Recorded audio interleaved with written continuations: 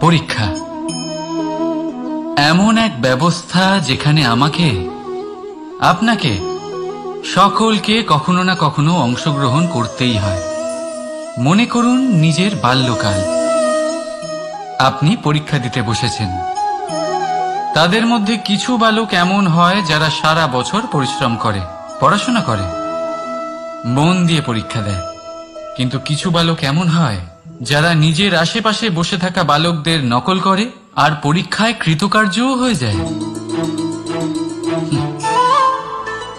খুব খারাপ লাগে এটা ভেবে যে কেউ বিনা পরিশ্রমে পরীক্ষায় কৃতকার্য কি করে হতে পারে।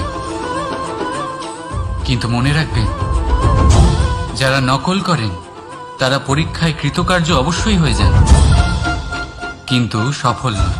কারণ আমরা এক বিশেষ কথা ভুলে যাই যে প্রত্যেক মানুষের ব্যক্তিত্ব আলাদা হয়। আপনি অন্যদের নকল করে নিজের জীবন অতিবাহিত করতেই পারেন, কিন্তু যদি নিজের জীবনে সাফল্য লাভ করতে হয়, যদি নিজের জীবনে আনন্দ পেতে হয়, তাহলে মনে রাখবেন নিজের প্রশ্নগুলোর উত্তর জীবনে নিজেকেই খুঁজে বের করতে হবে। রাধা রাধা। আসুন আজ আপনাকে আমি একটা গল্প শোনাই। একবার এক চক্ষুহীন মানুষ মন্দিরে গেল ঈশ্বরের দর্শন করার জন্য। এবারে যখন ওখানে উপস্থিত লোকেরা জানতে পারল যে এই ব্যক্তি চক্ষুহীন, তখন কিছু লোক তাকে উপহাস করতে শুরু করে দিল। যে ব্যক্তি সম্পূর্ণরূপে দৃষ্টিহীন, সে কি করতে এসেছে এখানে? হয়তো সে ঈশ্বরের কাছে নালিশ করতে এসেছে যে কেন আপনি আমার দৃষ্টি কেড়ে নিলেন। কিন্তু এই সকল কথায় সেই চক্ষুহীন ব্যক্তি নিজেকে নিরাশ হতে দিল না। সে হাসল আর শুধুমাত্র একটাই কথা বলল সে, মানলাম যে আমার ভাগ্য আমার থেকে আমার দৃষ্টি কেড়ে নিয়েছে, কিন্তু আমি অভাগা নই, কারণ আমার ঈশ্বর, উনি আমায় দেখতে পাচ্ছেন।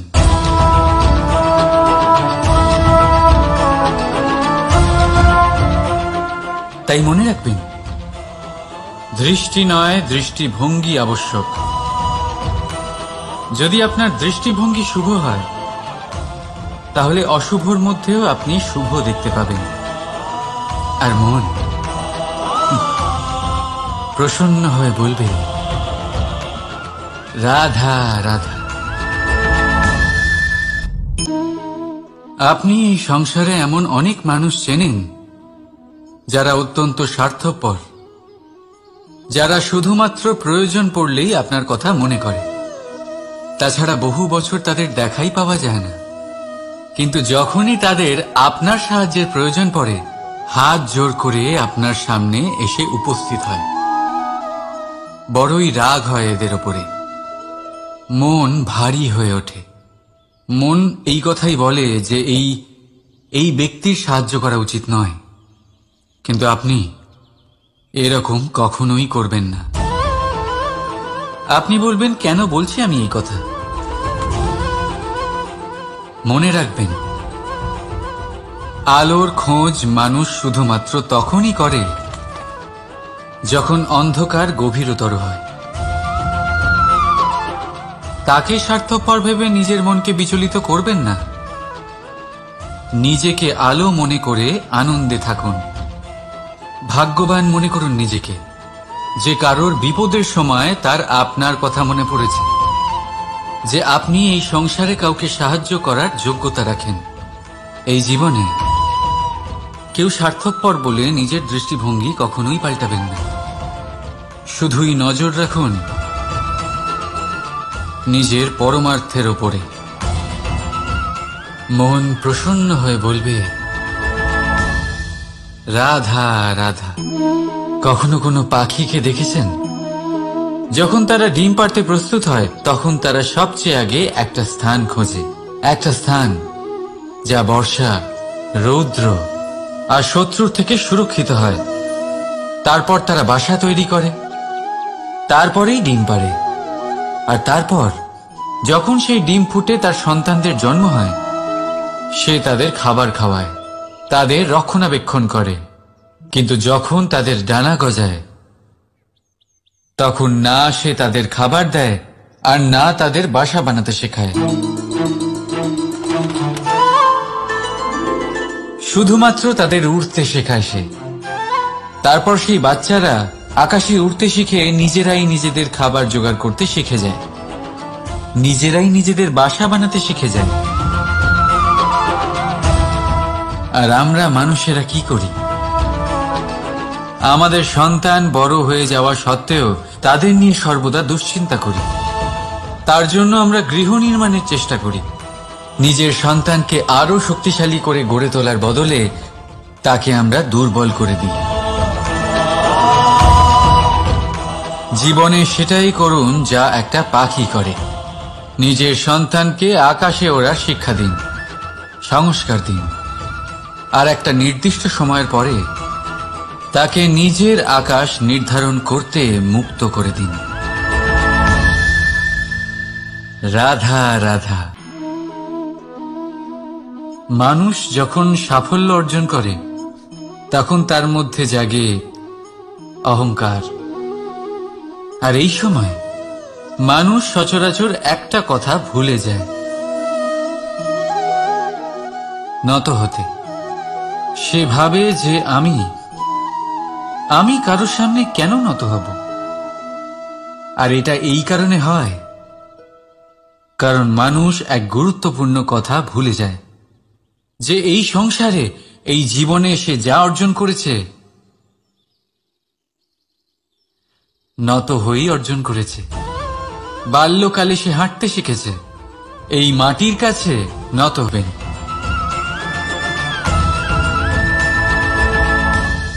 রাধা রাধা। সাগরে সেতু বাঁধার গল্প তো আপনারা নিশ্চয়ই শুনে থাকবেন। রামচন্দ্রের সেনাকে 100 যোজন সমুদ্র অতিক্রম করে লঙ্কায় আক্রমণ করতে হতো। সেতুকার নল আর নীল সেতু বাঁধার উপায় বের করল, কিন্তু প্রশ্ন ছিল সেতু বাঁধা কি করে হবে? সমুদ্র অত্যন্ত গভীর, কত পাথর দেওয়া হলে এই বিশাল সমুদ্র অতিক্রম করা সম্ভব হবে? তখন এক উপায় নির্ধারিত হল। পাথরের ওপর লেখা হলো রামের নাম। আর যখন সেই পাথরগুলোকে সাগরে ফেলা হলো, সেগুলো ভাসতে লাগলো। এবারে কেউ বলবেন এটা রামচন্দ্রের নামের মহিমা, কেউ বলবেন এটা নারায়ণের কোনো জাদু। কিন্তু না, এটা রামচন্দ্রের সেই গুণ, ওনার ব্যক্তিত্বের সেই মহান দিক যা ওনার প্রতিনিধিত্ব করেছে। তাই সেই পাথরও সাগরে ভেসে ওঠে।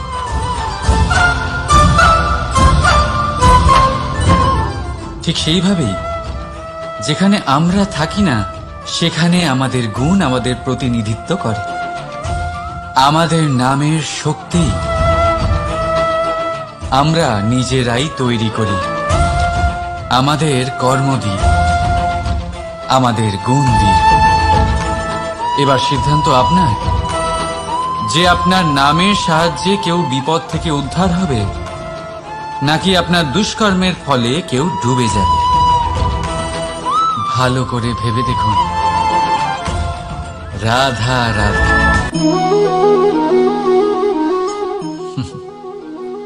এবারে আপনারা ভাবছেন যে আমি এত একাগ্রতার সাথে এই পিঁপড়েকে কেন দেখছি। আপনাকে বলি যে আজ এই পিঁপড়েকে দেখে আমি মন্ত্রমুগ্ধ হয়ে গেছি। ওর রূপ বা ওর আকার দেখে নয়, এই পিঁপড়ের প্রচেষ্টা দেখে।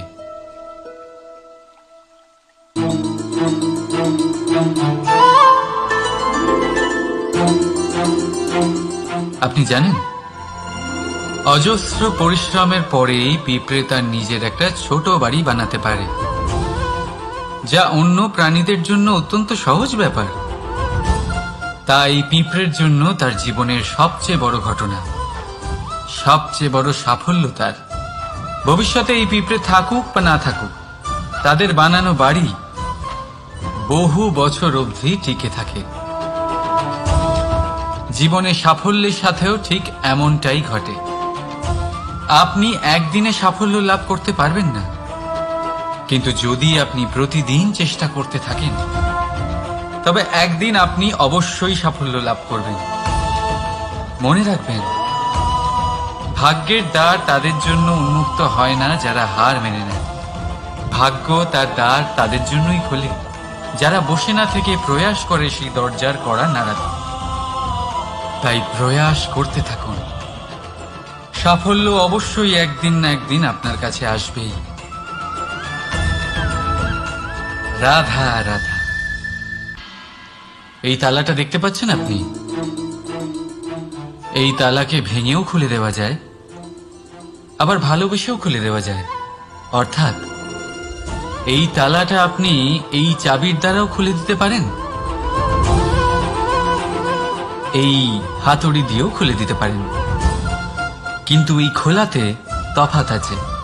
যদি তালা খোলার জন্য আপনি সেটা ভেঙে ফেলেন তাহলে তা পরের বার আর কাজে লাগবে না। কিন্তু যদি এটা আপনি চাবির দ্বারা খোলেন তাহলে তা চিরকাল কাজে লাগবে। আমাদের জীবনে সম্পর্কগুলো কিছুটা এরকমই হয়।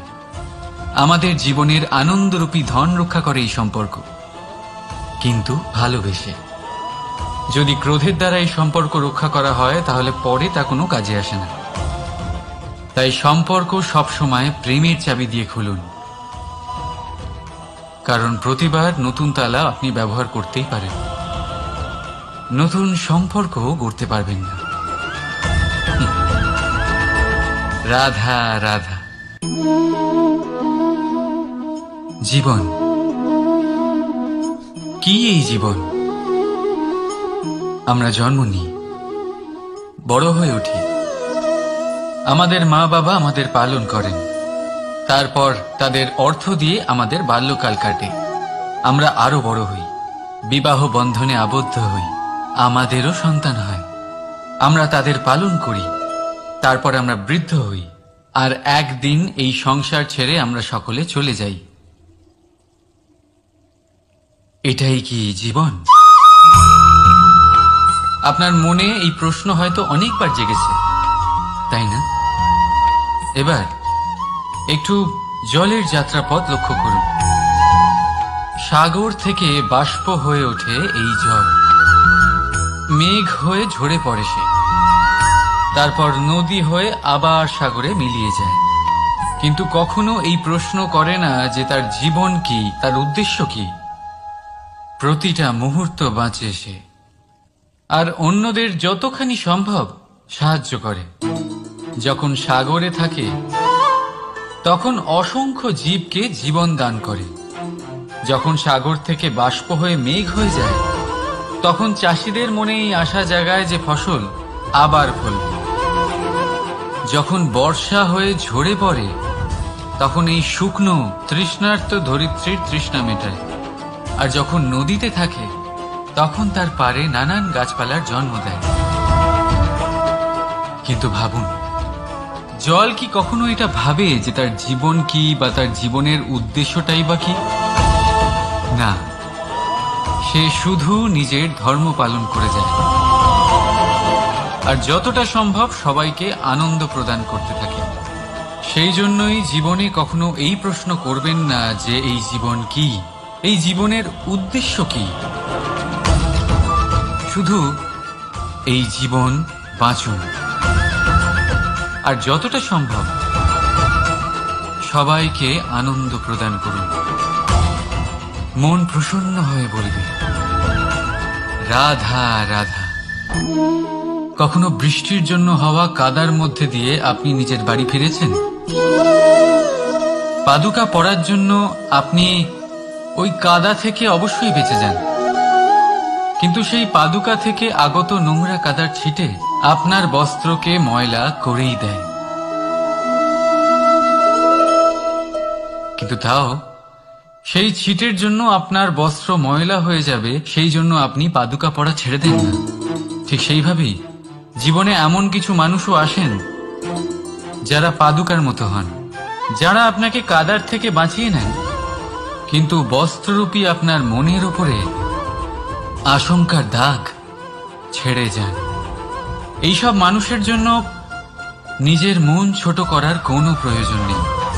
প্রয়োজন আছে শুধু এটা ভাবার যে আপনি নিজের পা কাদার থেকে বাঁচাবেন নাকি আপনার বস্ত্র। জীবনে গম্ভীর হওয়া ভালো কথা, কিন্তু সমস্ত বিষয় যদি গম্ভীরভাবে ভাবতে থাকেন তাহলে জীবনের আনন্দটাই শেষ হয়ে যাবে। এই সংসার অস্থায়ী, এখানে এমন কিছুই নেই যা চিরকাল জীবিত থাকবে। তাই যতক্ষণ এই জীবন আছে সন্তুষ্টি আর আনন্দ নিয়ে বাঁচুন। নিজের উপর আগত কাদার ছিটের দিকে মন দেবেন না, শুধু আনন্দ বিতরণ করুন। মন প্রসন্ন হয়ে বলবে রাধা রাধা। আসুন, আজ আপনাকে আমি একটা গল্প শোনাই। একবার এক চক্ষুহীন মানুষ মন্দিরে গেল ঈশ্বরের দর্শন করার জন্য। এবারে যখন ওখানে উপস্থিত লোকেরা জানতে পারল যে এই ব্যক্তি চক্ষুহীন, তখন কিছু লোক তাকে উপহাস করতে শুরু করে দিল। যে ব্যক্তি সম্পূর্ণরূপে দৃষ্টিহীন, সে কি করতে এসেছে এখানে? হয়তো সে ঈশ্বরের কাছে নালিশ করতে এসেছে যে কেন আপনি আমার দৃষ্টি কেড়ে নিলেন। কিন্তু এই সকল কথায় সেই চক্ষুহীন ব্যক্তি নিজেকে নিরাশ হতে দিল না।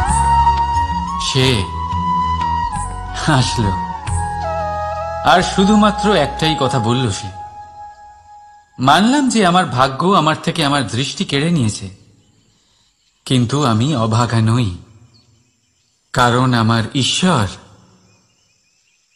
উনি আমায় দেখতে পাচ্ছেন।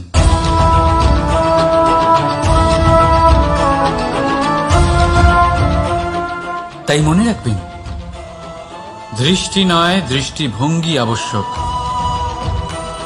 যদি আপনার দৃষ্টিভঙ্গি শুভ হয় তাহলে অশুভর মধ্যেও আপনি শুভ দেখতে পাবেন। আর মন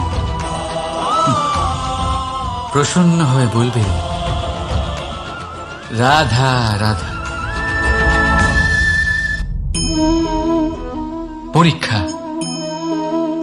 এমন এক ব্যবস্থা যেখানে আমাকে, আপনাকে, সকলকে কখনো না কখনো অংশগ্রহণ করতেই হয়।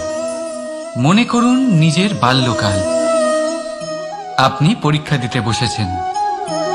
তাদের মধ্যে কিছু বালক এমন হয় যারা সারা বছর পরিশ্রম করে, পড়াশোনা করে, মন দিয়ে পরীক্ষা দেয়। কিন্তু কিছু বালক এমন হয় যারা নিজের আশেপাশে বসে থাকা বালকদের নকল করে আর পরীক্ষায় কৃতকার্যও হয়ে যায়। খুব খারাপ লাগে এটা ভেবে যে কেউ বিনা পরিশ্রমে পরীক্ষায় কৃতকার্য কি করে হতে পারে। কিন্তু মনে রাখবেন, যারা নকল করেন তারা পরীক্ষায় কৃতকার্য অবশ্যই হয়ে যান, কিন্তু সফল নয়। কারণ আমরা এক বিশেষ কথা ভুলে যাই যে প্রত্যেক মানুষের ব্যক্তিত্ব আলাদা হয়। আপনি অন্যদের নকল করে নিজের জীবন অতিবাহিত করতেই পারেন, কিন্তু যদি নিজের জীবনে সাফল্য লাভ করতে হয়, যদি নিজের জীবনে আনন্দ পেতে হয়, তাহলে মনে রাখবেন, নিজের প্রশ্নগুলোর উত্তর জীবনে নিজেকেই খুঁজে বের করতে হবে। রাধা রাধা। মানুষ যখন সাফল্য অর্জন করে তখন তার মধ্যে জাগে অহংকার। আর এই সময় মানুষ সচরাচর একটা কথা ভুলে যায়, নত হতে। সে ভাবে যে আমি কারোর সামনে কেন নত হব। আর এটা এই কারণে হয় কারণ মানুষ এক গুরুত্বপূর্ণ কথা ভুলে যায়, যে এই সংসারে, এই জীবনে সে যা অর্জন করেছে নত হয়েই অর্জন করেছে। বাল্যকালে সে হাঁটতে শিখেছে এই মাটির কাছে নত হয়ে।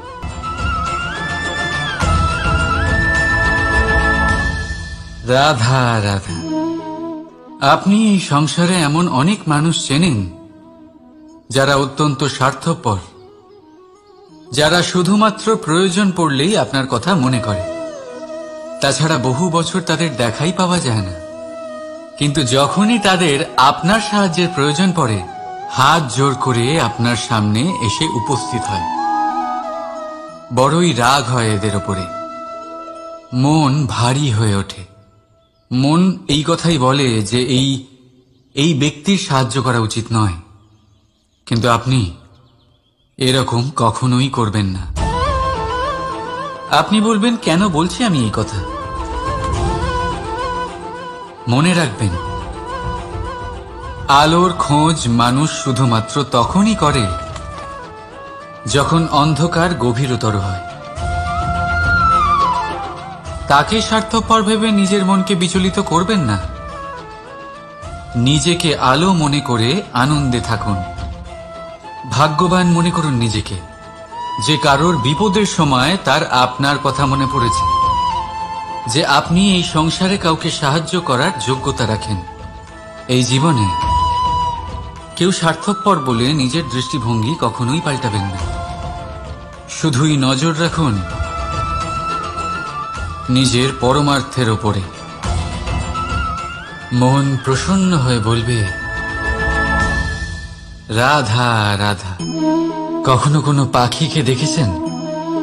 যখন তারা ডিম পাড়তে প্রস্তুত হয় তখন তারা সবচেয়ে আগে একটা স্থান খোঁজে, একটা স্থান যা বর্ষা, রৌদ্র আর শত্রুর থেকে সুরক্ষিত হয়। তারপর তারা বাসা তৈরি করে, তারপরেই ডিম পাড়ে। আর তারপর যখন সেই ডিম ফুটে তার সন্তানদের জন্ম হয়, সে তাদের খাবার খাওয়ায়, তাদের রক্ষণাবেক্ষণ করে। কিন্তু যখন তাদের ডানা গজায়, তখন না সে তাদের খাবার দেয় আর না তাদের বাসা বানাতে শেখায়। শুধুমাত্র তাদের উড়তে শেখায় সে। তারপর সেই বাচ্চারা আকাশে উড়তে শিখে নিজেরাই নিজেদের খাবার জোগাড় করতে শিখে যায়, নিজেরাই নিজেদের বাসা বানাতে শিখে যায়। আর আমরা মানুষেরা কি করি? আমাদের সন্তান বড় হয়ে যাওয়া সত্ত্বেও তাদের নিয়ে সর্বদা দুশ্চিন্তা করি। তার জন্য আমরা গৃহ নির্মাণের চেষ্টা করি। নিজের সন্তানকে আরো শক্তিশালী করে গড়ে তোলার বদলে তাকে আমরা দুর্বল করে দিই। জীবনে সেটাই করুন যা একটা পাখি করে। নিজের সন্তানকে আকাশে ওড়ার শিক্ষা দিন, সংস্কার দিন, আর একটা নির্দিষ্ট সময়ের পরে তাকে নিজের আকাশ নির্ধারণ করতে মুক্ত করে দিন। রাধা রাধা। সাগরে সেতু বাঁধার গল্প তো আপনারা নিশ্চয়ই শুনে থাকবেন। রামচন্দ্রের সেনাকে 100 যোজন সমুদ্র অতিক্রম করে লঙ্কায় আক্রমণ করতে হতো। সেতুকার নল আর নীল সেতু বাঁধার উপায় বের করল, কিন্তু প্রশ্ন ছিল সেতু বাঁধা কি করে হবে? সমুদ্র অত্যন্ত গভীর। কত পাথর দেওয়া হলে এই বিশাল সমুদ্র অতিক্রম করা সম্ভব হবে? তখন এক উপায় নির্ধারিত হল। পাথরের ওপর লেখা হলো রামের নাম। আর যখন সেই পাথরগুলোকে সাগরে ফেলা হলো, সেগুলো ভাসতে লাগলো। এবারে কেউ বলবেন এটা রামচন্দ্রের নামের মহিমা, কেউ বলবেন এটা নারায়ণের কোনো জাদু। কিন্তু না, এটা রামচন্দ্রের সেই গুণ, ওনার ব্যক্তিত্বের সেই মহান দিক যা ওনার প্রতিনিধিত্ব করেছে। তাই সেই পাথরও সাগরে ভেসে ওঠে।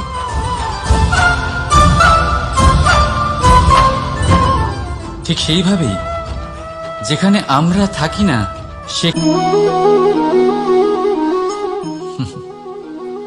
এবারে আপনারা ভাবছেন যে আমি এত একাগ্রতার সাথে এই পিঁপড়েকে কেন দেখছি।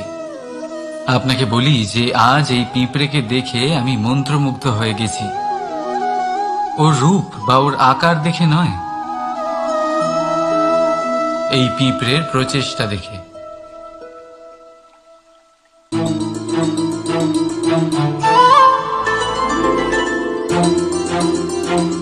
আপনি জানেন, অজস্র পরিশ্রমের পরেই পিঁপড়ে তার নিজের একটা ছোট বাড়ি বানাতে পারে, যা অন্য প্রাণীদের জন্য অত্যন্ত সহজ ব্যাপার। তাই পিঁপড়ের জন্য তার জীবনের সবচেয়ে বড় ঘটনা, সবচেয়ে বড় সাফল্য তার। ভবিষ্যতে এই পিঁপড়ে থাকুক বা না থাকুক, তাদের বানানো বাড়ি বহু বছর অবধি টিকে থাকে। সাফল্য অবশ্যই একদিন না একদিন আপনার কাছে আসবেই। রাধা রাধা। এই তালাটা দেখতে পাচ্ছেন আপনি? এই তালাকে ভেঙেও খুলে দেওয়া যায়, আবার ভালোবেসেও খুলে দেওয়া যায়। অর্থাৎ এই তালাটা আপনি এই চাবির দ্বারাও খুলে দিতে পারেন, এই হাতুড়ি দিয়েও খুলে দিতে পারেন। কিন্তু এই খোলাতে তফাৎ আছে। যদি তালা খোলার জন্য আপনি সেটা ভেঙে ফেলেন, তাহলে তা পরের বার আর কাজে লাগবে না। কিন্তু যদি এটা আপনি চাবির দ্বারা খোলেন, তাহলে তা চিরকাল কাজে লাগবে। আমাদের জীবনে সম্পর্কগুলো কিছুটা এরকমই হয়। আমাদের জীবনের আনন্দরূপী ধন রক্ষা করে এই সম্পর্ক, কিন্তু ভালোবেসে। যদি ক্রোধের দ্বারা এই সম্পর্ক রক্ষা করা হয়, তাহলে পরে তা কোনো কাজে আসে না। তাই সম্পর্ক সবসময় প্রেমের চাবি দিয়ে খুলুন, কারণ প্রতিবার নতুন তালা আপনি ব্যবহার করতেই পারেন, নতুন সম্পর্ক গড়তে পারবেন না। রাধা রাধা। জীবন কি? এই জীবন আমরা জন্ম নিই, বড় হয়ে উঠি, আমাদের মা বাবা আমাদের পালন করেন, তারপর তাদের অর্থ দিয়ে আমাদের বাল্যকাল কাটে। আমরা আরো বড় হই, বিবাহ বন্ধনে আবদ্ধ হই, আমাদেরও সন্তান হয়, আমরা তাদের পালন করি, তারপর আমরা বৃদ্ধ হই, আর একদিন এই সংসার ছেড়ে আমরা সকলে চলে যাই। এটাই কি জীবন? আপনার মনে এই প্রশ্ন হয়তো অনেকবার জেগেছে, তাই না? এবার একটু জলের যাত্রাপথ লক্ষ্য করুন। সাগর থেকে বাষ্প হয়ে ওঠে এই জল, মেঘ হয়ে ঝরে পড়ে সে, তারপর নদী হয়ে আবার সাগরে মিলিয়ে যায়। কিন্তু কখনো এই প্রশ্ন করে না যে তার জীবন কি, তার উদ্দেশ্য কি। প্রতিটা মুহূর্ত বাঁচে সে, আর অন্যদের যতখানি সম্ভব সাহায্য করে। যখন সাগরে থাকে, তখন অসংখ্য জীবকে জীবন দান করে। যখন সাগর থেকে বাষ্প হয়ে মেঘ হয়ে যায়, তখন চাষিদের মনে এই আশা জাগায় যে ফসল আবার ফলবে। যখন বর্ষা হয়ে ঝরে পড়ে, তখন এই শুকনো তৃষ্ণার্ত ধরিত্রীর তৃষ্ণা মেটায়। আর যখন নদীতে থাকে, তখন তার পাড়ে নানান গাছপালার জন্ম দেয়। কিন্তু ভাবুন, জল কি কখনো এটা ভাবে যে তার জীবন কি বা তার জীবনের উদ্দেশ্যটাই বা কি? না, সে শুধু নিজের ধর্ম পালন করে যায়, আর যতটা সম্ভব সবাইকে আনন্দ প্রদান করতে থাকে। সেই জন্যই জীবনে কখনো এই প্রশ্ন করবেন না যে এই জীবন কি, এই জীবনের উদ্দেশ্য কি। শুধু এই জীবন বাঁচুন, আর যতটা সম্ভব সবাইকে আনন্দ প্রদান করুন। মন প্রসন্ন হয়ে বলবে রাধা রাধা। কখনো বৃষ্টির জন্য হওয়া কাদার মধ্যে দিয়ে আপনি নিজের বাড়ি ফিরেছেন? পাদুকা পরার জন্য আপনি ওই কাদা থেকে অবশ্যই বেঁচে যান, কিন্তু সেই পাদুকা থেকে আগত নোংরা কাদার ছিটে আপনার বস্ত্রকে ময়লা করেই দেয়। কিন্তু তাও সেই ছিটের জন্য আপনার বস্ত্র ময়লা হয়ে যাবে, সেই জন্য আপনি পাদুকা পরা ছেড়ে দেন না। ঠিক সেইভাবেই জীবনে এমন কিছু মানুষও আসেন যারা পাদুকার মতো হন, যারা আপনাকে কাদার থেকে বাঁচিয়ে নেন, কিন্তু বস্ত্ররূপী আপনার মনের উপরে আশঙ্কার দাগ ছেড়ে যান। এইসব মানুষের জন্য নিজের মন ছোট করার কোনো প্রয়োজন নেই।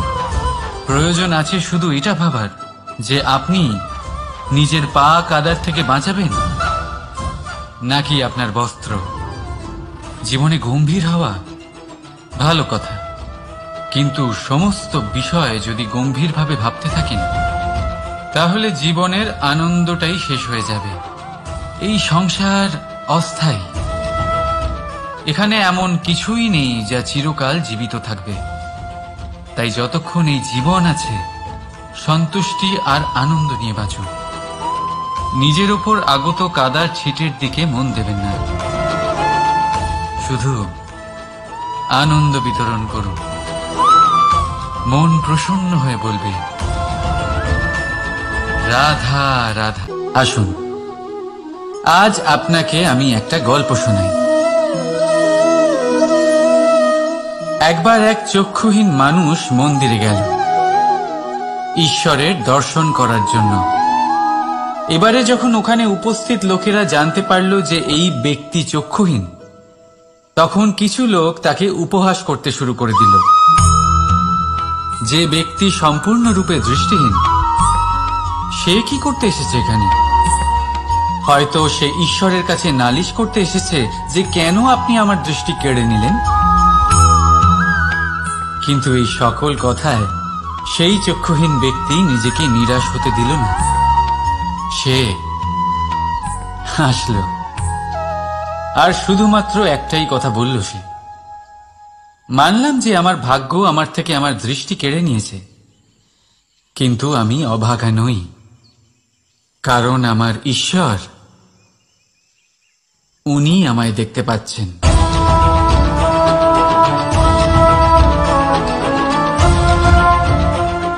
তাই মনে রাখবেন, দৃষ্টি নয় দৃষ্টিভঙ্গি আবশ্যক। যদি আপনার দৃষ্টিভঙ্গি শুভ হয় তাহলে অশুভর মধ্যেও আপনি শুভ দেখতে পাবেন। আর মন প্রসন্ন হয়ে বলবে রাধা রাধা। পরীক্ষা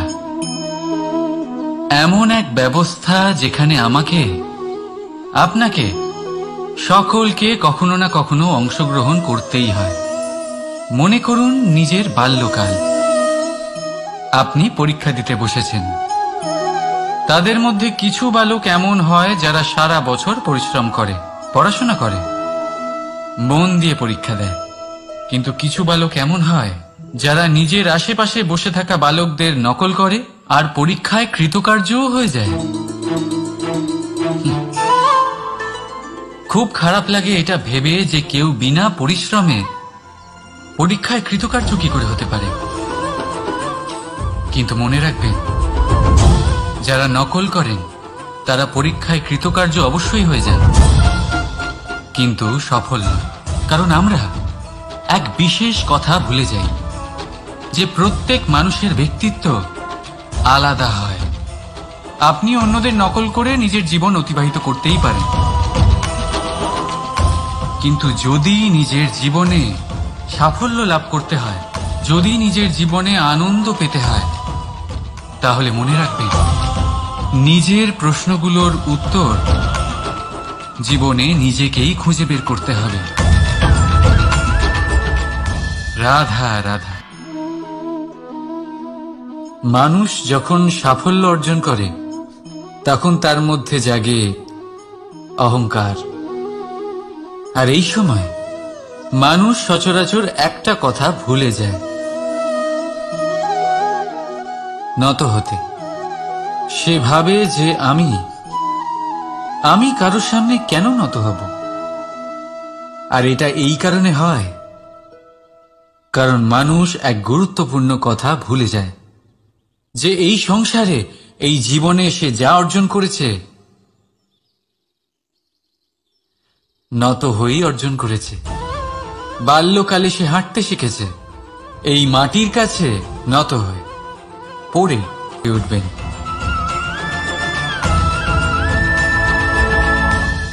রাধা রাধা।